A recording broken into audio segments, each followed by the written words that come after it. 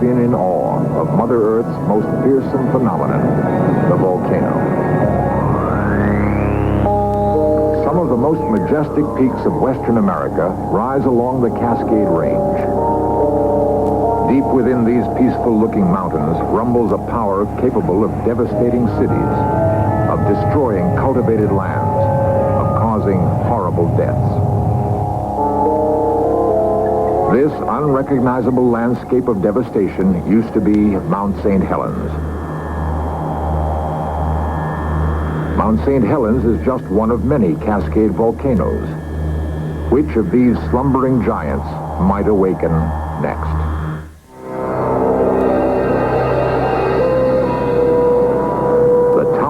Splendor that was Mount St. Helens. Her green slopes were the home for thousands of forest creatures, the refuge of nature lovers. Thousands hiked her trails. Families camped beneath her trees. Loggers harvested her vast forests. Vacationers came to fish along the banks of Spirit Lake, nestled high on the slope of the mountain.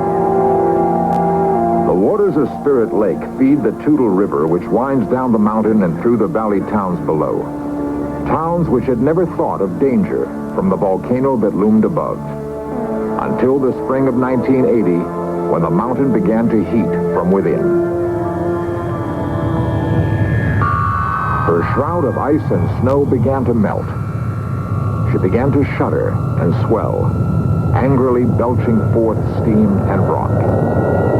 Then, on May 18th,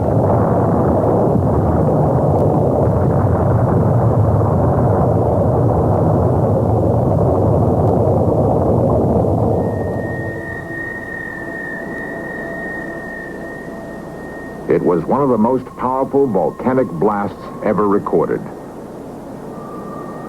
Over 200 square miles were destroyed.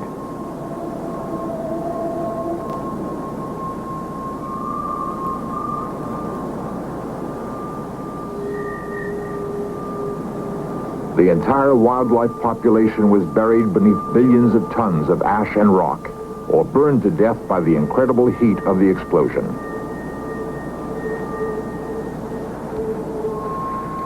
Acidic ash rained from the sky, smothering the few trees left standing.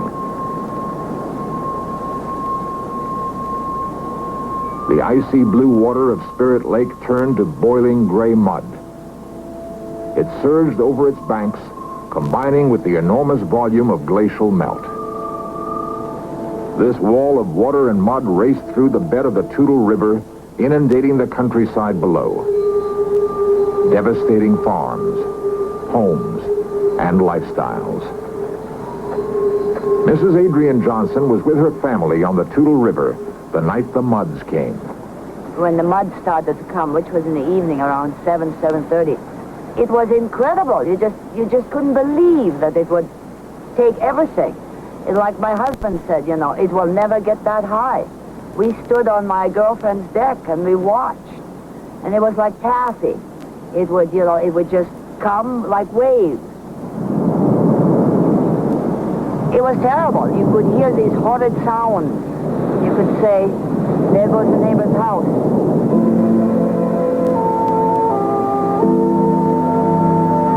We used to have neighbors here.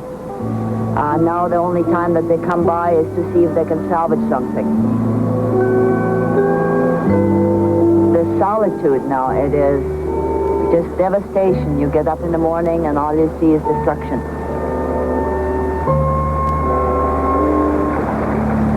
The shipping channel of the Cowlitz River now runs just 6 inches deep in places, clogged with 1.5 million acre-feet of mud and debris. Nearly 500,000 fish died from suffocation and heat. Hundreds of human lives might also have been lost were it not for the planning of people like Cowlitz County Sheriff Les Nelson. We started our action, of course, with this volcano. Most people relate to it as being of May the 18th. March is when this department had to start thinking about getting into action, and Because of the threat and the information that we received, of course, we were concerned about our people. An evacuation plan was developed. Warning brochures were distributed. The county went into action. Involved in these activities was Under Sheriff William Stewart. Prior to the eruption on May the 18th, we had set up several roadblocks into the dangerous areas around the mountain, warning people who came to those roadblocks that it was dangerous. Yet they still went in, and we feel that a lot of the ones that are still missing are there because of ignoring our warnings. Yes, people did die at Mount St. Helens. Many are still missing. Luckily, though, there are no towns dotting her hillside or lying at her base, like those at Mount Rainier, Mount Hood, or Mount Shasta. How many lives might be lost when those mountains erupt? When Mount St. Helens last erupted in 1857, her activity continued for 25 years. This time, how long will her rumbling go on? We're still on an alert where we're not comfortable. My personal feeling, and that's all that I'm expressing here, however, based on some conversations with the geologists, is that I think the mountain's going to blow again. Maybe not in the magnitude, but I don't think that thing's ready to go back to sleep.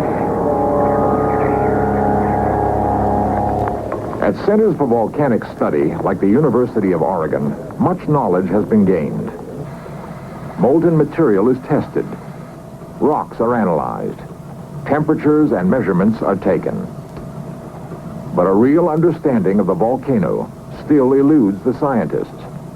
Noted volcanologist Dr. Alex McBurney of the University of Oregon. Basically, a volcano is any vent through the Earth's crust by which molten material is able to rise to the surface and flow out.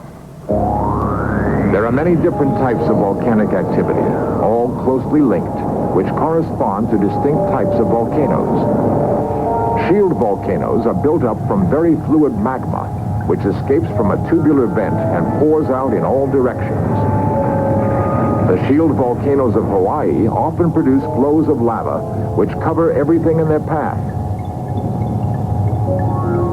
Stratovolcanoes include all volcanic cones formed by alternating lava flows and accumulations of fragmentary material, such as Black Butte in Northern California. The type of eruption that occurred on Mount St. Helens is the most deadly. It is known as a Palean explosion. The activity that started in March at Mount St. Helens was not altogether unusual for that type of volcano. The same is true of Mount Rainier, for example. It's had a number of large eruptions of this kind in the past. You can't predict with any precision whether another eruption like this might happen elsewhere in the Cascades. One of the things that we did learn in this eruption is that it's very dangerous to make any kind of predictions or even generalities on what a volcano might do. You can say that something is not very likely to happen, and then sure enough, that's exactly what does happen, and then everybody ends up calling you a fool. We find ourselves asking, would there be enough warning time to save homes and lives when other Cascade volcanoes like the sleeping giant Mount Shasta begin to awaken from their deceptive slumber?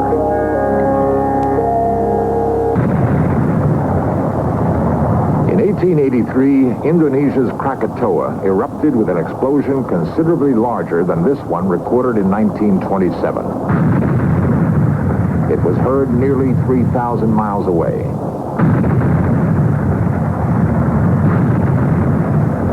One of the most devastating volcanoes of all time, Krakatoa claimed the lives of more than 96,000 people.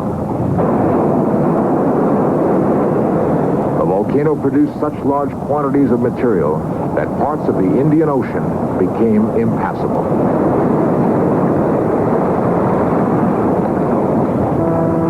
In 1669, Mount Etna took the lives of 20,000 people.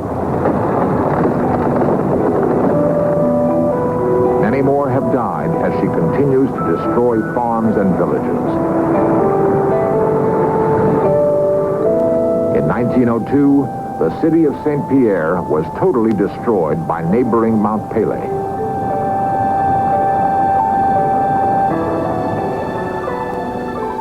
"30,000 people were killed as the result of a highly heated hurricane-like blast estimated at 12,000 degrees centigrade. An eruption of Mount Vesuvius destroyed the city of Pompeii, striking with such suddenness it mummified her inhabitants.